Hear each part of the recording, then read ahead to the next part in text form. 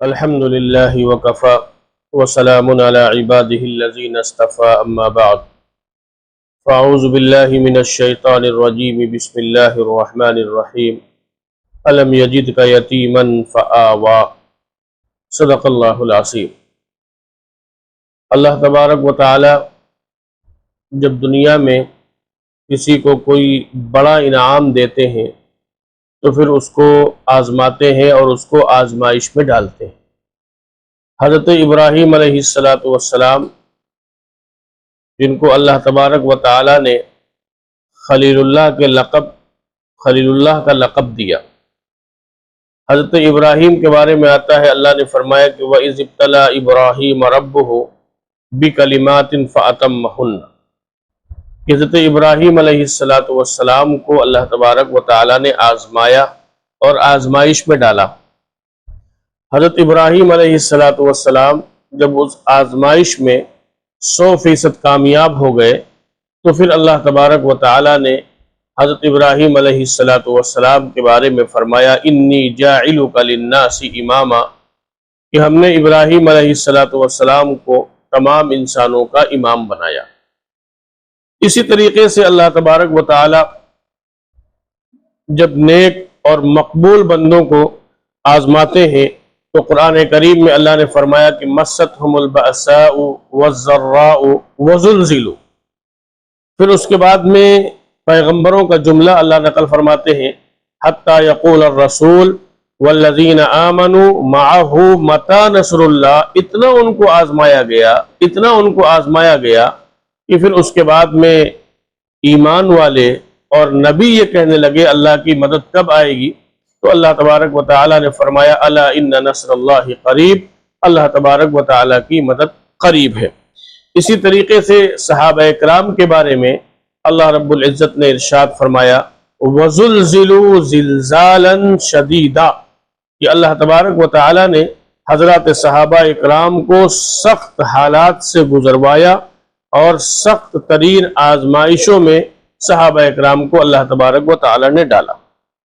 اب یہاں پر حضرت ابراہیم علیہ السلام کو اللہ کو اپنا خلیل بنانا تھا تو ان کو آزمائش میں ڈالا، اور نیک بندوں کی آزمائش کا اللہ نے قرآن میں تذکرہ کیا۔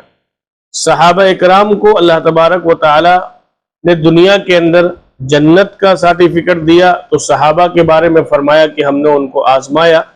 اسی طریقے سے اللہ تبارک و تعالی جب اپنے آخری اور محبوب پیغمبر جناب رسول اللہ صلی اللہ علیہ وسلم کو اس دنیا کے اندر بھیجنا چاہا تو پھر اللہ تبارک و تعالی نے وہ آزمائش آپ سے پہلے آپ کے دادا پر وہ آزمائش ڈالی۔ حضور صلی اللہ علیہ وسلم کے جو دادا تھے ان کا اصل نام تھا شیبہ، اور پیدائشی طور پر ان کے کچھ بال سفید تھے اور بڑے خوبصورت تھے۔ چنانچہ شیبہ کے یعنی آپ کے دادا کے والد کا انتقال ہو گیا، اور آپ کی دادی جو سلمہ تھیں وہ مدینہ منورہ ان کا میکہ تھا، تو اپنے شوہر کے انتقال کے بعد میں شیبہ کو مکہ لے کر وہ چلی آئیں اور اس کے مدینہ لے کر چلی آئیں، اور اس کے بعد میں مدینہ منورہ میں یہ پروان چڑھے، جوان ہوئے، تیر اندازی کی مشق کر رہے تھے۔ چنانچہ کتابوں میں ملتا ہے کہ مکہ کے ایک شخص اپنے کاروبار کے سلسلے میں مدینہ گیا، ایک حارثی شخص تھا، وہاں اس نے دیکھا کہ کچھ بچے تیر اندازی کی مشق کر رہے ہیں، ان میں سے ایک نوجوان نشانہ لگاتا ہے اور وہ نشانہ سیدھا لگتا ہے، تو اس نے کہا کہ ہم قریش کے خاندان کے ہیں، وہ اپنا اشعار پڑھتے رہے۔ بعد میں اس حارثی شخص نے پوچھا یہ جوان کون ہے، تو بتلایا گیا کہ یہ قریش خاندان کا ہے، یہ حالات ہوئے۔ تو وہ شخص آیا، اور آنے کے بعد میں شیبہ کے چچا جن کا نام تھا مطلب، ان سے اس نے بات کی، اور اس کے بعد میں ان کو ابھارا کہ تمہارا بھتیجا کہاں پڑا ہوا ہے، اس کو لاؤ، اس کی اچھی پرورش کرو، اور اس طریقے سے جب آمادہ کیا تو وہ تیار ہو گئے اور مدینہ منورہ گئے، وہاں سب کو جمع کیا اور پوری بات کی۔ ان کی والدہ شروع میں تیار نہیں تھی، لیکن لوگوں نے کہا کہ اپنے خاندان میں جائے گا، قریش کا خاندان بڑا باعزت خاندان ہے، تو یہ لڑکا کچھ نام کمائے گا، کچھ جو ہے باعزت بنے گا۔ چنانچہ آگے اب جب وہ مطلب لے کر آنے لگے تو انہوں نے اپنی سواری پر پیچھے بیٹھایا ہوا تھا. مکہ کے لوگ جانتے نہیں تھے کہ یہ کون ہے. تو آپ پر نظر پڑتے ہی ان لوگوں نے کہا کہ ہو سکتا ہے مطلب نے کوئی غلام خریدا ہو, تو اس لیے کہا کہ عبد المطلب یعنی مطلب کا غلام. وہیں سے یہ لقب آپ کا اتنا مشہور ہوا کہ اب آپ کو لوگ اصل نام سے نہیں جانتے ہیں بلکہ عبد المطلب کے نام سے جانتے ہیں. تو حضور صلی اللہ علیہ وسلم کو مبعوث فرمانا تھا, تو آپ کے دادا پر اللہ تبارک و تعالیٰ نے یہ آزمائش کی. لیکن اس کے بعد کیا ہوا, ان کو خانہ کعبہ کا متولی بنایا. اس وقت مکہ میں پانی نہیں تھا, پانی کی بڑی قلت تھی. زمزم کا کنواں انہوں نے خواب میں دیکھا اور اس کی تنہا کھدائی شروع کی. چٹان آئی, اس چٹان کو انہوں نے تنہا توڑا اور اس کے بعد میں زمزم کا پانی نکل آیا, جس سے وہاں کی زندگیاں لوگوں کے لیے آسان ہو گئی. یہ کام عبد المطلب کے ذریعے سے اللہ تعالیٰ نے کرایا. پھر عبد المطلب کے انہوں نے تب منت مانی تھی اور یہ کہا تھا کہ اگر ہمارے 10 بیٹے ہوں گے تو ہم ایک بیٹے کو اللہ کے نام پر قربان کریں گے. اللہ نے ان کو 10 بیٹے دیے اور اب 10 بیٹوں کے بعد جو ان کی منت تھی اس کو پورا کرنا تھا. تو جب قرعہ ڈالا, پرچی ڈالی گئی 10 بیٹوں کے نام, تو وہ پرچی نکل رہی حضرت عبداللہ کے نام. حضرت عبداللہ بہت خوبصورت تھے, تو لوگوں نے کہا کہ عبد المطلب تم اپنے اس خوبصورت بیٹے کو کیوں قربان کرو گے, ایسا کرو کہ قرعہ ڈال لو اونٹوں کے درمیان اور اس بچے کے درمیان. تو 10 اونٹ ایک طرف اور عبداللہ ایک طرف, حضرت عبداللہ ایک طرف, اس طریقے سے پرچی ڈالتے گئے. وہ پرچی حضرت عبداللہ کے نام نکلتی رہی قرعہ. جب 100 اونٹ ایک طرف ہو گئے تو اس کے بعد میں پھر جب قرعہ ڈالا, پرچی ڈالی, تو وہ پرچی اونٹوں کے نام پر نکلی. تو حضرت عبداللہ کے بجائے 100 اونٹ عبد المطلب نے قربان کیا. اب اس وقت آسمان پر جو ہے عجیب و غریب کیفیات تھی, چونکہ نبی آخر الزماں کو دنیا کے اندر تشریف لانا تھا. چنانچہ آتا ہے کہ فاطمہ نامی ایک یہودی خاتون تھی, اس نے ایک مرتبہ حضرت عبداللہ کو دیکھا اور دیکھنے کے بعد میں اس نے کہا کہ تم مجھ سے نکاح کر لو. تو حضرت عبداللہ نے کہا کہ چلتے پھرتے کہیں نکاح ہوتا ہے, تو اس نے کہا کہ تم مجھ سے اپنی ضرورت کو پورا کر لو. تو حضرت عبداللہ نے منع کر دیا, کیونکہ نبوت کا سلسلہ اس خاندان میں چلنا تھا. تو جس خاندان میں نبوت کا سلسلہ چلنا تھا, اللہ تعالیٰ ان کے آبا و اجداد کو بدکاریوں سے بھی اللہ تبارک و تعالیٰ کو بچانا تھا. چنانچہ آپ مدینہ گئے اور مدینہ منورہ میں حضرت آمنہ سے آپ کا نکاح ہوا, حضرت عبداللہ کا, اور اس کے بعد میں واپس مکہ مکرمہ آ گئے. پھر جب اسی خاتون نے حضرت عبداللہ کو دیکھا اور دیکھنے کے بعد میں کہا کہ تمہاری پیشانی پر جو نور ہم پہلے دیکھ رہے تھے اب وہ تمہاری پیشانی پر نور نہیں ہے, وہ نبوت کا نور تھا جو حضرت عبداللہ کی پیشانی پر تھا. اب اللہ تبارک و تعالیٰ نے اس کو منتقل کر دیا تھا حضرت آمنہ کے بطن میں. اس کے بعد میں حضرت عبداللہ چند مہینوں کی شادی کے چند مہینوں کے بعد ملک شام کا سفر تجارت کی غرض سے کیا. ایک لمبا واقعہ, مجھے پورے تفصیل میں نہیں جانا. اور اس کے بعد میں وہاں سے واپس ہو رہے تھے, مدینہ منورہ میں بیمار ہوئے, قافلہ مکہ آ گیا. اور جب وہ قافلہ مکہ آیا بتایا تو ان کے گھر کے لوگ جب مدینہ پہنچے تو وہاں پہنچنے سے پہلے حضرت عبداللہ کا انتقال ہو گیا تھا. تو گویا یوں کہا جائے کہ حضور صلی اللہ علیہ وسلم کی آمد سے پہلے اللہ تبارک و تعالیٰ نے آپ کے والد کو اٹھا لیا. اسی لیے اللہ تبارک و تعالیٰ نے فرمایا الم یجدک یتیما فآوا. حضرت آمنہ فرماتی ہیں کہ اس دوران میں یہ محسوس کرتی تھی کہ اگر میں کہیں جا رہی ہوں تو پیڑ آ جایا کرتے تھے, میرے سامنے جھک جایا کرتے تھے. اور وہ فرماتی ہیں کہ اگر کچھ کام مجھے کرنا ہوتا تھا اور دھوپ ہوتی تھی تو بادل آ کر سایہ کر لیا کرتے تھے. مکہ مکرمہ میں جو کنواں تھا اس کا پانی بہت نیچے تھا. حضرت آمنہ فرماتی ہے کہ جب میں کنویں پر پہنچتی تو پانی اوپر آ جاتا اور ہم ڈول سے پانی کھینچ لیتے, اور پھر جب ہم وہاں سے ہٹتے تو وہ پانی نیچے چلا جاتا. تو مکہ کی عورتیں حضرت آمنہ کو لے جا کر کنویں کے پاس کھڑا کر دیتی تاکہ پانی اوپر آتا رہے اور ہم کو پانی نکالنے میں آسانی ہو.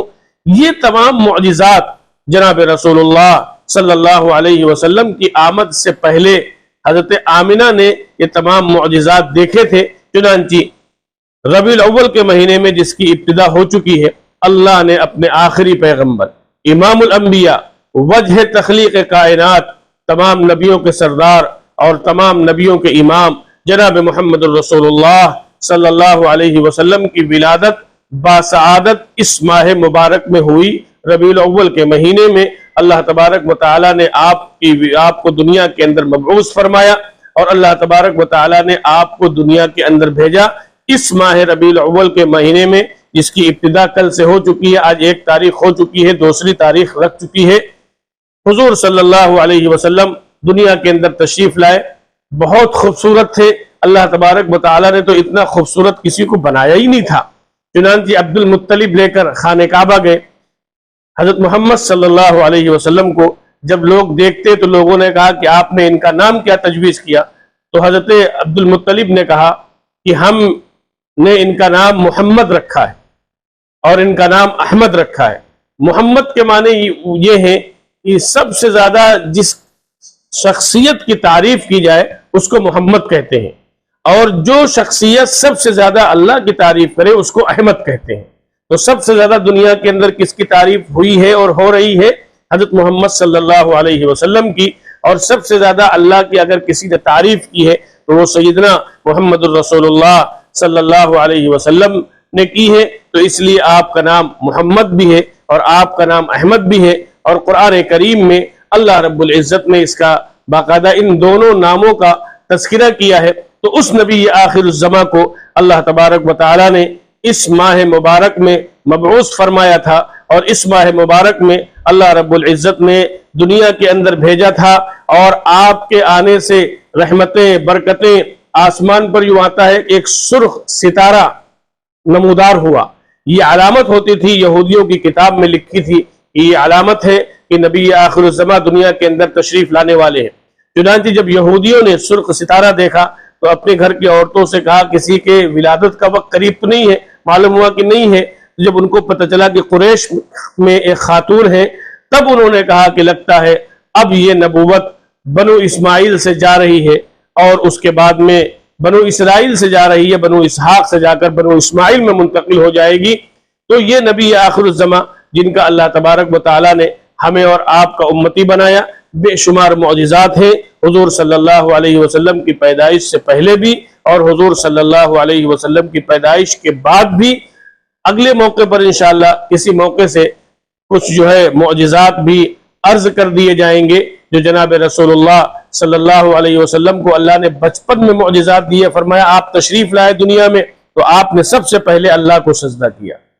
فارس میں 1500 سال سے 1500 سال سے آگ جل رہی تھی، وہ آگ بجھ گئی۔ کسرا کے 14 کنگورے ٹوٹ کر گر گئے۔ یہ سب آپ کی آمد سے پہلے ہوا۔ دنیا کو یہ بتلایا گیا کہ دیکھو نبی آخر الزماں اب دنیا کے اندر تشریف لا چکے ہیں۔